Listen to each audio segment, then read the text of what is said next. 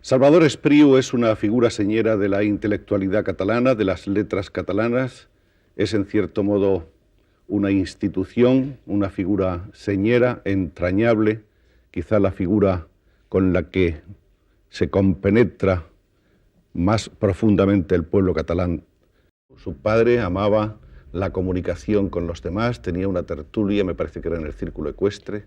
En diversas partes, pero más que ninguna otra, precisamente en casa, donde yo me formé en esta tertulia, porque mi padre, como dice usted, era muy liberal y quería que desde nuestros primeros años frecuentáramos la comunicación, el diálogo con sus amigos, que en general eran gente muy inteligente y muy interesante.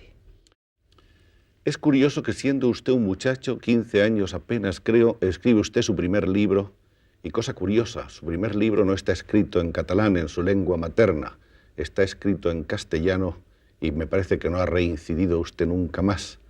El primer libro se llamaba Israel. Esto es. Pero esto no es tan curioso, porque yo hice el bachillerato bajo la dictadura de Primo de Rivera y la lengua oficial era la castellana, en la que se impartía el bachillerato. Y entonces, aunque en casa siempre hablamos y hemos hablado en catalán, la educación era en castellano. Y es natural que al comenzar a escribir lo hiciera en castellano. 1932 es el año en que aparece Laya. Parece que algunos críticos decían que su idioma estaba muy influido por el castellano primigenio que había aprendido usted en la escuela oficial. Sí, algunos de estos críticos estuvieron innecesariamente duros conmigo.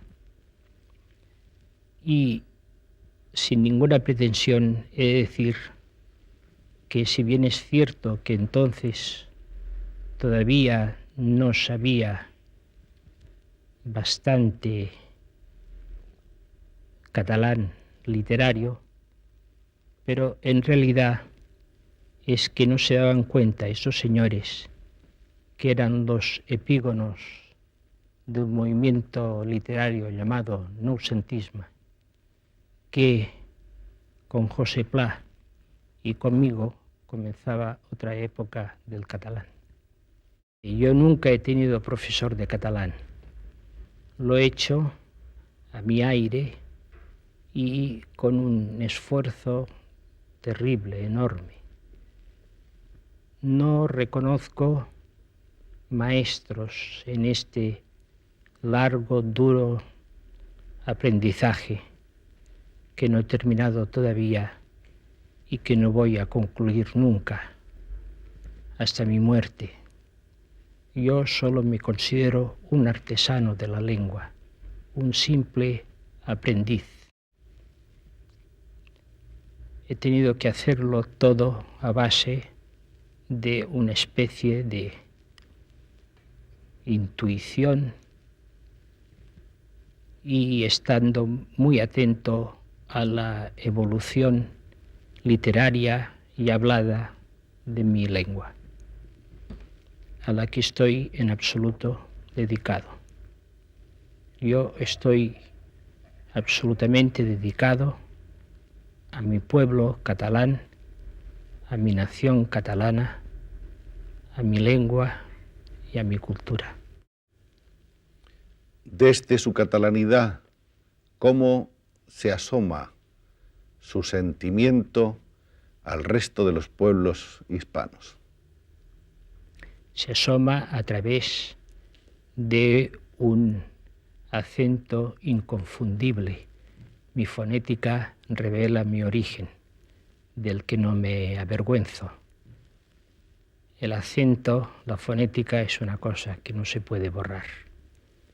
Y además yo podría quizá esforzarme en hablar un castellano que les pareciera a ustedes menos abrupto, pero entonces tendría que hacer las L's vibrátiles y poner quizá la boca en forma de culo de gallina.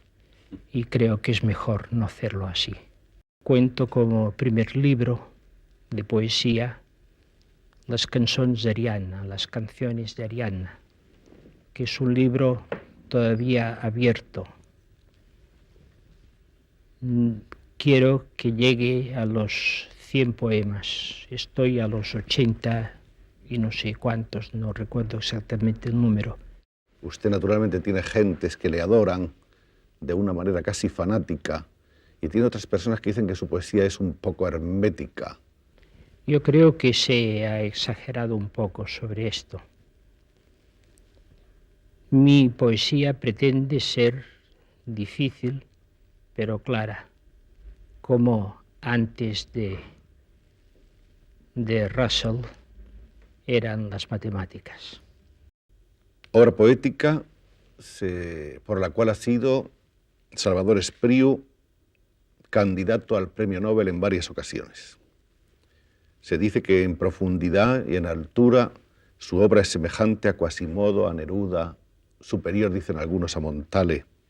Los títulos de esta obra poética, entre otros, son Las canciones de Ariadna, de que hemos hablado, Cementeri de Sinera, Las horas, El Caminant y el Mur, que es un libro que ha sido recientemente seleccionado por los libreros como único libro disponible durante una jornada de protesta por los atentados a las librerías. Hablemos del teatro. En Primera historia de Esther, Espriu confronta una actitud individual ante el infortunio colectivo. Diríamos que esa es más o menos, simplificando mucho, la tesis de la que parte la obra, ¿no? Sí, porque en realidad es un libro muy complejo.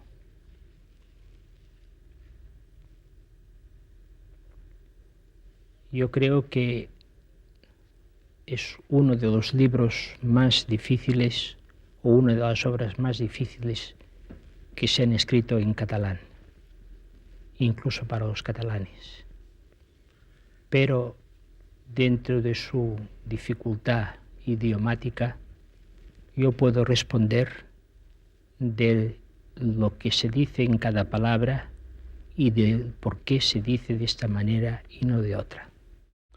Don Salvador, ¿qué escritores en lengua catalana le llegan más profundamente? En primer lugar, el más grande escritor que ha existido nunca en Cataluña es precisamente un hombre nacido en la ciudad de Mallorca, hijo de padres barceloneses, a raíz de la conquista del rey don Jaime, que ustedes llaman Raimundo Lulio, y en realidad se llamaba Ramón Llull. Este hombre escribió la más maravillosa e insuperable prosa que se ha producido en catalán y comparable con cualquier otra creación intelectual de cualquier otra literatura.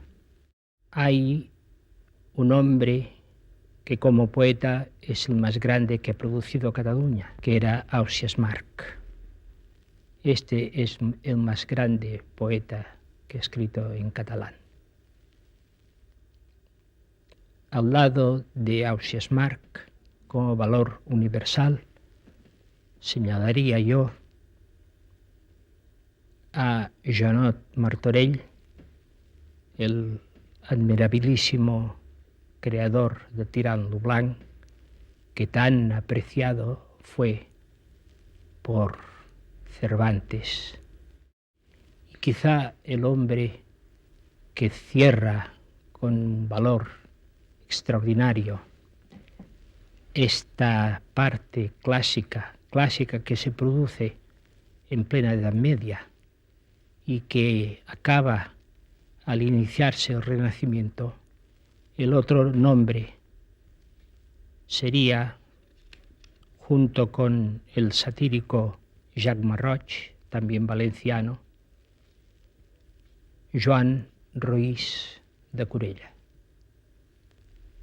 Este escribe la célebre tragedia de Caldesa y después un planto de la Virgen con su hijo en su falda, que es una cosa portentosa, en la que existe este verso verdaderamente escalofriante. Crida lo sol plorant amb cabells negres. Este es un verso que se puede comparar a los mejores versos que haya producido cualquier literatura. Grita el sol llorando con sus cabellos negros.